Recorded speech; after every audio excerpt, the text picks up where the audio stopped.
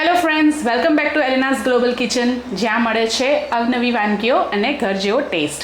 તો આજે આપણે ફરીથી એક ગુજરાતી ડિશ જોડે આવ્યા છે જેનું નામ છે વેડમી, એટલે કે આપણી ગુજરાતી સ્ટાઇલની પૂરણપોળી. તો ચલો આપણે રેસીપી સ્ટાર્ટ કરીએ. અહીંયા મેં આજે મારી વાટકી છે એ પ્રમાણેનું મેં મેઝરમેન્ટ લીધું છે. મેં અહીંયા તુવેર દાળ લઈ લીધી છે. આને મેં 1-1.5 કલાક પલાળી રાખી એટલે આ ફૂલીને આવી રીતે થઈ ગઈ છે. હવે આને આપણે પ્રેશર કૂક કરી દઈશું. હવે આની અંદર આપણે પાણી નાખી દઈશું. પાણી આપણે બહુ નથી નાખવાનું, બસ એક લેવલ આવી જાય અને દાળ આપણી જે છે એ આવી રીતે અંદર પાણીની અંદર એ થઈ જાય બધી, એવી રીતે આપણે પાણી લેવાનું છે. બહુ વધારે બી નથી લેવાનું અને ઓછું બી નથી લેવાનું. બસ આવી રીતનું તમારે માપ લેવાનું છે કે જે દાળ હોય એનાથી થોડીક ઉપર તમારું પાણીનું લેવલ હોવું જોઈએ.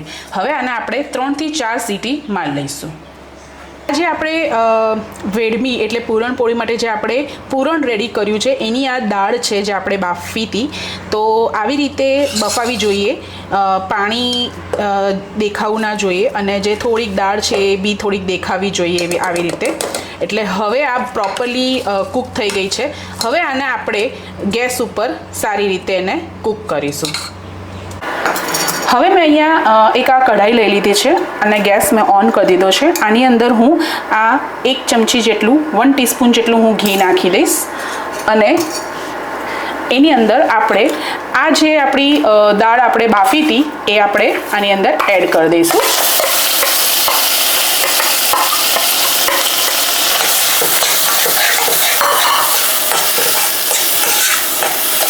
ઘણા લોકો ઘી નથી નાખતા અને ઘણા લોકો નાખે છે.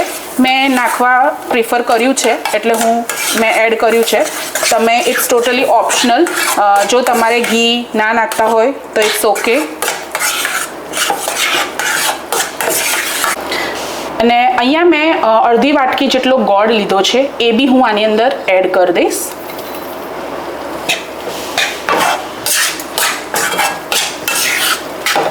અને આપણે આને હવે કન્ટિન્યુઅસ સ્ટર કરતા રહીશું જેથી નીચે ટચ ના થાય, સ્ટિક ના થઈ જાય. એટલે ગોળ નાખ્યા પછી આ થોડુંક આવી રીતે લિક્વિડી થઈ જશે, પણ એ તો થશે જ, ગોળ છે એટલા માટે. પણ આપણે એને કન્ટિન્યુઅસલી સ્ટર કરતા રહેવું છે જ્યાં સુધી આની જે કન્સિસ્ટન્સી છે એકદમ હાર્ડ ના થઈ જાય.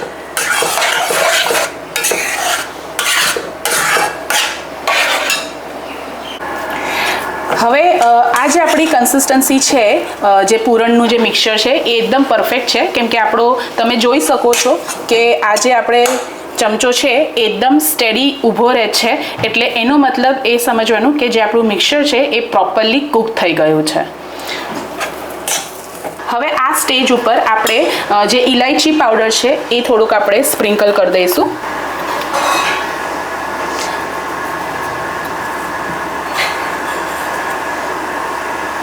આમાં તમે જાયફળનો પાવડર બી નાખી શકો છો. અને મેં અહીંયા ગોળનો ઉપયોગ કર્યો છે. જો તમારે ખાંડ નાખવી હોય તો બી તમે ખાંડથી બી બનાવી શકો છો, પણ જે ગોળ છે એ આપણે થોડુંક હેલ્ધી સાઈડ ઉપર કહેવાય એટલે આપણે ગોળ નાખ્યો છે. હવે આપણે પૂરણપોળી વણવાનું સ્ટાર્ટ કરીશું. આપણે લોટ પહેલાંથી જે આપણે બાંધી લીધો હતો, તો હવે આને આપણે ગુલ્લા કરી દઈએ અને આપણે પૂરણપોળી વણવાનું ચાલુ કરીએ. તો આવી રીતે મેં એક ગુલ્લું લઈ લીધું છે અને આપણે પહેલાં એક રોટલી વણી લઈશું.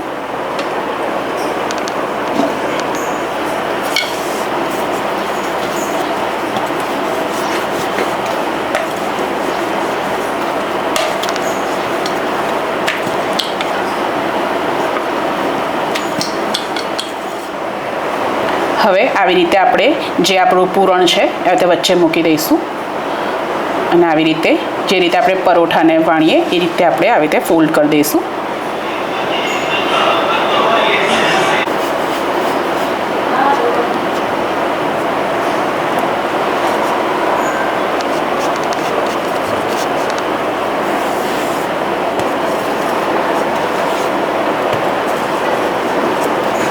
આપણે બહુ મોટી મોટી નથી વણવાની, આપણે એકદમ નાની નાની જ વણીશું પૂરણપોળી.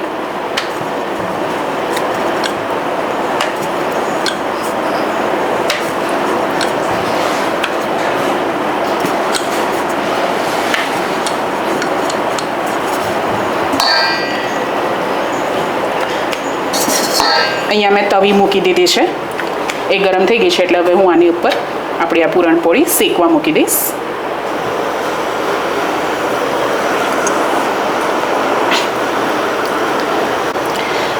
આપણી પૂરણપોળી શેકાય ત્યાં સુધી હું તમને બીજી બી એક પૂરણપોળી વણીને બતાવી દઉં છું.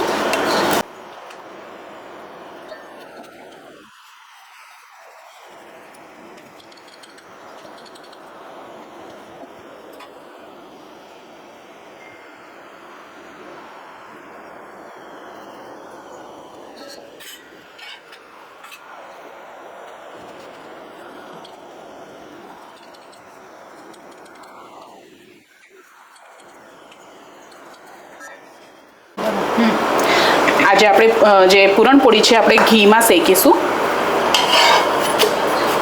ઘીમાં એનો ટેસ્ટ વધારે સારો લાગે છે.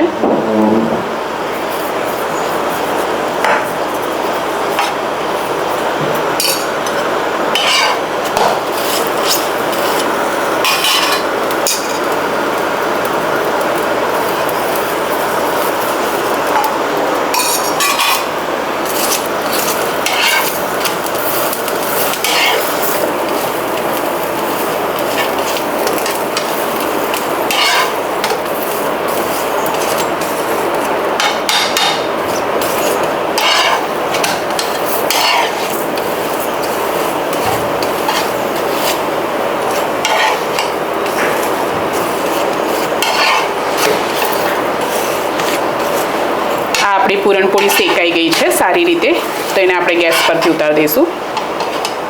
આ આપણી પૂરણપોળી રેડી છે સર્વ કરવા માટે. તો ચલો આપણે આની પ્લેટિંગ કરી દઈએ. આ આપણી પૂરણપોળી રેડી છે. તો આવી જ અવનવી રેસિપીઝ જોવા માટે મારા ચેનલને લાઇક, શેર એન્ડ સબસ્ક્રાઈબ કરી દેજો. Thank you for watching.